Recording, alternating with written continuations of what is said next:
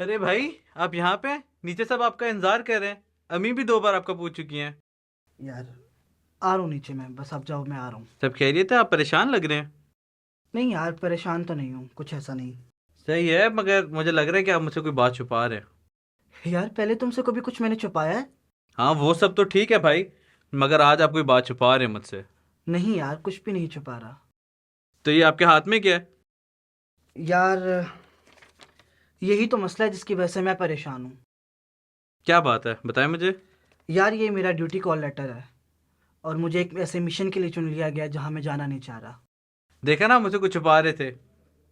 वैसे इसमें इतना डरने की बात तो नहीं है, ये तो बल्कि आपके लिए फख्र की बात होनी चाहिए कि आपको चुना इस मिशन के लिए। यार, तुम बात तो ठीक कर रहे हो कि ये बहुत फख्र की बात है, मगर इस मिशन में मेरी जान भी जा सकती है, ये बहुत रिस्की काम है।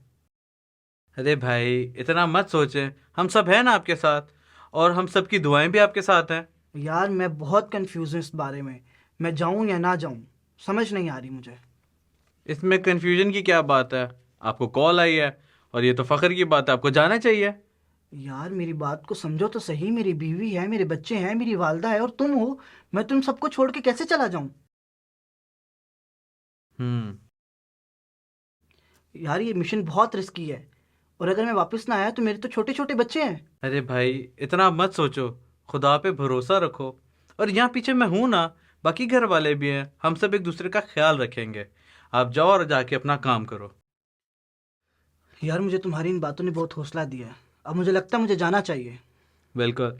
इसलिए मैं कहता हूँ मुझसे कोई चीज़ ना छुपाया करो, हो ना मैं इंटेलिजेंट। बिल्कुल बिल्कुल, तुम बहुत इंटेलिजेंट हो। और मुझे पूरा यकीन है कि आपके साथ कुछ बुरा नहीं होगा, क्योंकि खुदा आपके साथ है। बिल्कुल ठीक कह रहे हो। चलो, बहुत बातें हो गई हैं। अब थोड़ा घर वालों से टाइम गुजारते हैं, और वैसे भी अम्मी ने आपका पसंदीदा खाना बनाया। ओह, फिर तो तो चलो चले, चलो चलो। चलो चलो।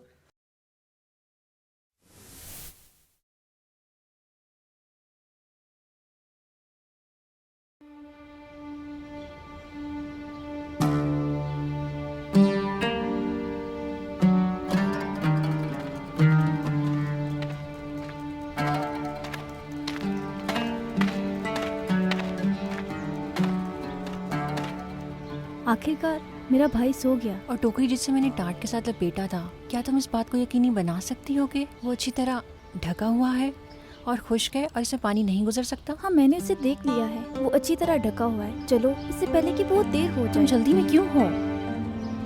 तुम्हें एहसास है कि ये मेरा बेटा है?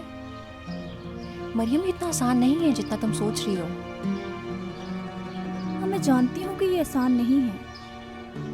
अगर अचानक से फिरौन के पहरेदार आ गए तो वो उसे आपके सामने मार डालेंगे। मैं सच में नहीं समझती, और खुदा ने फराउन के मुहावसों को हमारे घरों में दाखिल होने और हमारे बच्चों को ज़बह करने की इजाज़त कैसे दी? वो हमें बाहर निकाल सकते थे, और हमें इसका सामना करने की ज़रूरत नहीं थी। वो हमें बाहर निकाल देते? आपका मतलब है जैसे उन्होंने हेक्सोस के साथ किया? नहीं नहीं, मुझे नहीं लगता। यहाँ हमारी मौजूदगी उनके लिए बहुत अहम है। आमतौर पर मैं सच में नहीं जानती।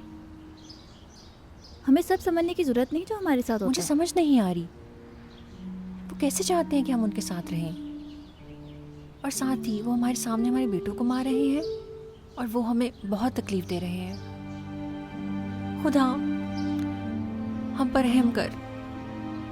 खुदा, हम पर रहम कर। आप किससे दुआ कर रही हैं? किससे दुआ कर रही हैं? हमारा खुदा वहाँ है, हमारे बाप दादा की सरजमीन में, जो आप हर वक्त अपनी कहानी में सुनाते हैं। लेकिन हम यहाँ मिस्र में हैं। क्या यहाँ पर भी खुदा हमारी सुनता है? बेशक वो हमारी सुनता है। हमारा कादिर मुतलक खुदा, इब्राहिम, इसहाक और याकूब का खुदा, वो हर जगह मौजूद है। हम जहाँ भी हों, हम जहाँ भी हों, वो हमारी सुनता है। लेकिन वो हमें ऐसे क्यों छोड़ रहा है? ये अहम नहीं है। अभी सबसे ज़रूरी चीज़ ये है कि उसे टोकरी में रखकर दरिया में डाल दें, या अगर आप बातें करते रहना चाहती हैं तो पहरेदार को आने दो ताकि वो उसे मार दें। मरियम, मैं नहीं चाहती कि तुम दोबारा अपने भाई के बारे में ये बात कहो। मुझे सुन रही हो? मैं बस इतना कि मैं हूँ। क्या मसला है माँ? मैं आखिरी बार जाकर उसे दूध पिलाऊंगी। फिर से माँ? ये काफ़ी है, ये काफ़ी। उसने पूरी तरह दूध पी है। हमें जल्दी करना है माँ, मैं आपकी मिन्नत करती हूँ। बस तुम अपने भाई को लेकर दरिया में डाल दो मरियम। नहीं, मैं उसे दरिया में नहीं फेंकूंगी, मैं उसे टोकरी में डालूंगी और मैं टोकरी नदी में डालूंगी। मुझे यकीन है कि टोकरी उसकी हिफाजत करेगी। प्लीज़ मेरी खातिर मेरे बेटे की अच्छी तरह देखभाल करना, इसे अच्छी तरह से देखना, इसे अपनी आंखें मत हटाना।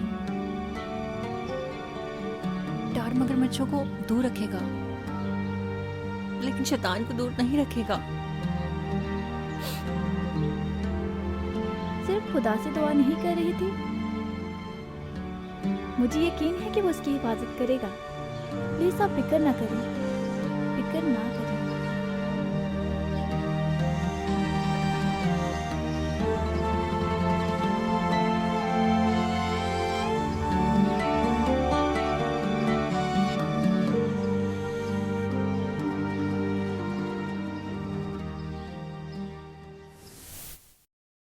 हेलो भाई, क्या क्या हाल हाल है? है? ठीक बिल्कुल है। ठीक। हेलो यार, हेलो साहिल, हेलो। हेलो गर्ल्स, हाय प्रिंसी, हाय अना।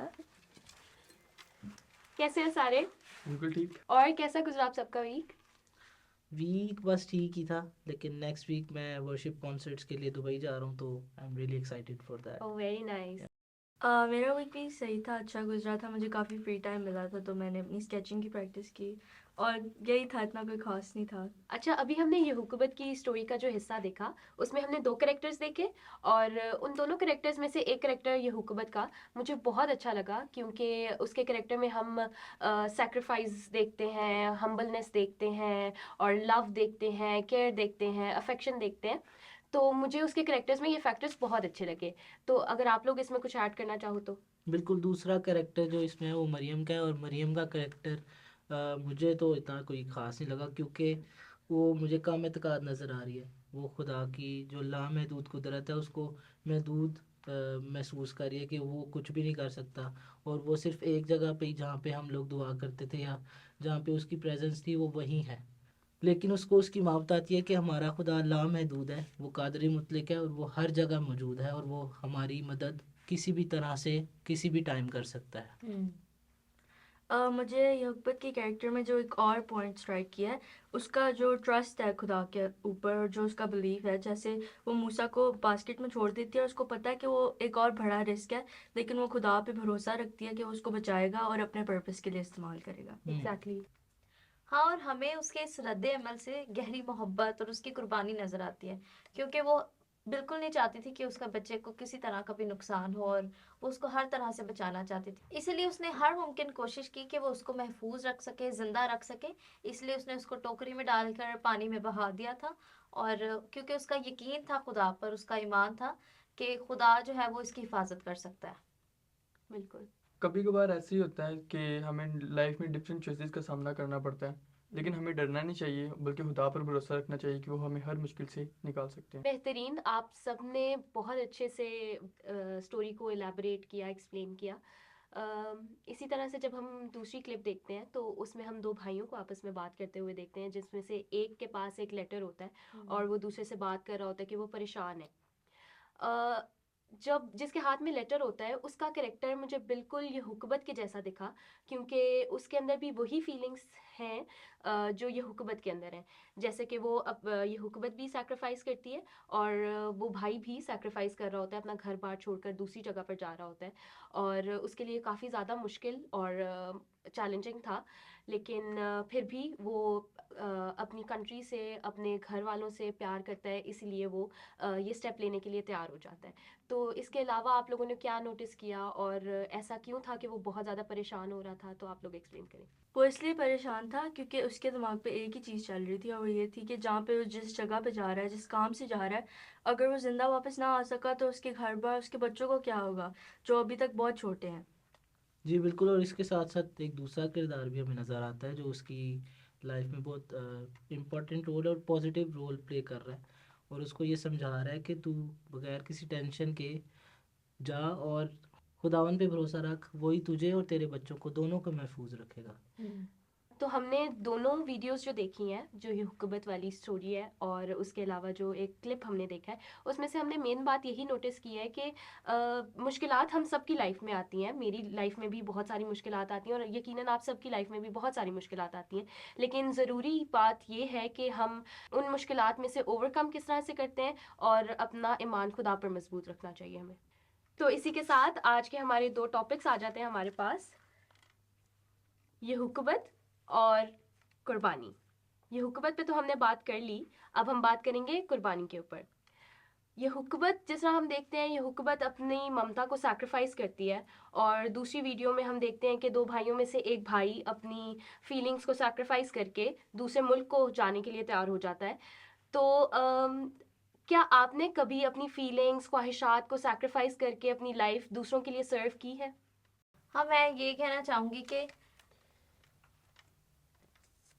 मुझे हमेशा से लॉ पढ़ने का बहुत शौक था और मैंने लॉ कॉलेज में एडमिशन भी ले लिया था, क्योंकि हमारी फैमिली में फाइनेंशियल क्राइसिस चल रहे थे उस वक्त। तो मेरे छोटे बहन भाई भी पढ़ रहे थे, तो मैंने फिर उस वक्त ब्रेक ले लिया और फिर मैंने लॉ कॉलेज भी छोड़ दिया, ताकि जो है वो उनकी स्टडी ना रुके। और मैंने फिर उस वक्त जो है अपने बारे में नहीं सोचा, उनके बारे में सोचा कि उनकी स्टडीज़ में ब्रेक ना आए। तो इसमें मैं लिखना चाहूँगी कि मुफाद से बढ़कर।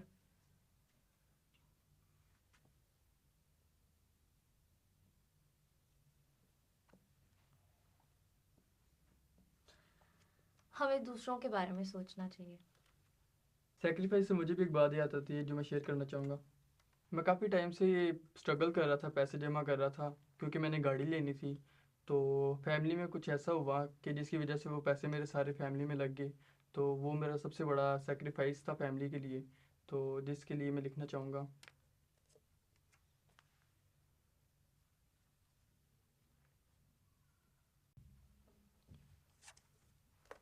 तो इसी तरह मैंने अपनी डिज़ायर की कुर्बानी दी।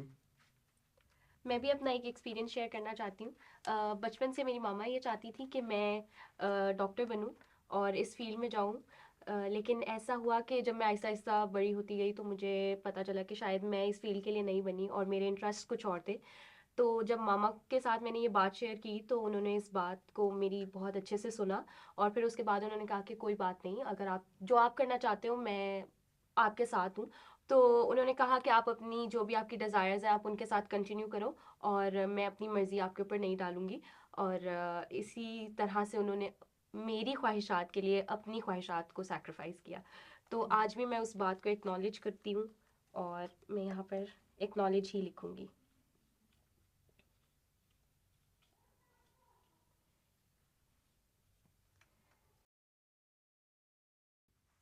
योएल, आप इस बारे में कुछ कहना चाहोगे? नहीं, मैं कहना तो नहीं चाहूँगा, मैं आप लोगों को एक ज़बूर सुनाता हूँ। ज़रूर।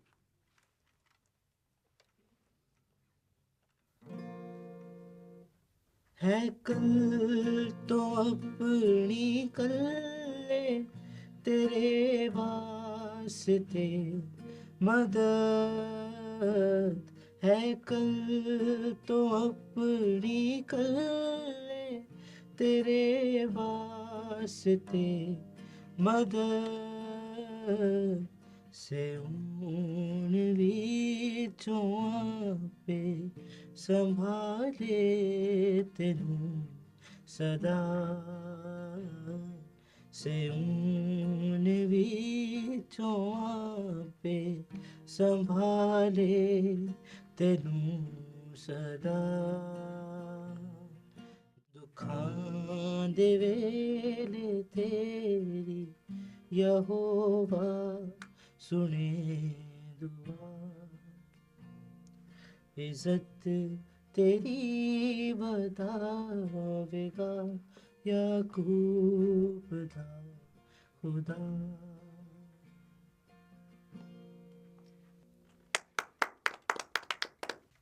तो गाइज, इन सब बातों को हम खुदा उनके हुजूर रखते हैं और दुआ मांगते हैं। मेरे ज़िंदा खुदा, हम नहायत संजीदगी से तेरी हुजूरी में अपने आप को पेश करते हैं और इस सारी बातचीत के लिए तेरा शुक्र अदा करते हैं कि तूने हमें अपनी हिकमत बख्शी है। और ए खुदावंद, हम तेरी शुक्रगुजारी करते हैं तेरी उस अजीम कुर्बानी के लिए, मेरे ज़िंदा खुदा, जो तूने अपने बेटे की सूरत में हम पर ज़ाहिर की है। और बेशक ए खुदावंद, हम इंसान होते हुए कमज़ोर हैं खुदावंद, हम में इतनी हिम्मत नहीं है खुदावंद कि हम इतनी बड़ी कुर्बानी दे सकें खुदावंद, लेकिन फिर भी है खुदावंद तू हमें जोर बख्शता है, तू हमारा हौसला बढ़ाता है खुदावंद। इसी तरह है खुदावंद तेरी मदद हम सबों के लिए जारी रहे। मेरी इस इल्तिजा को सुन और कबूल कर, मांगती हूँ तेरे प्यारे बेटे यीशु के नाम से, आमीन। थैंक यू सो मच आना। आज की इस एपिसोड में हमने युकोबेद की स्टोरी का एक हिस्सा देखा और दो भाइयों की एक क्लिप देखी। आज की डिस्कशन भी हमारी दो टॉपिक्स के ऊपर थी, कुर्बानी और मुश्किलात। बेशक मुश्किलात हम में से हर किसी की ज़िंदगी में आती है, लेकिन हमें घबराने की ज़रूरत नहीं, बल्कि हल मुश्किलात खुदावंद पर भरोसा करना चाहिए और उससे मदद मांगनी चाहिए। कुर्बानी एक बहुत मुश्किल अमल है, लेकिन अपनी ज़रूरियात और अपनी ख्वाहिशात को किसी अपनी अजीज़ के लिए कुर्बान करना उससे भी बड़ी बात है। अगर आपने अपने किसी अजीज़ के लिए कुर्बानी दी है तो अपनी स्टोरी अभी लिखकर पाक 7 के फेसबुक पेज पर जाएं, उसे पोस्ट करें। हमारी टीम आपकी मजबूती के लिए दुआ करेगी। उम्मीद है कि आपको आज की एपिसोड पसंद आई होगी। खुदा हाफिज़।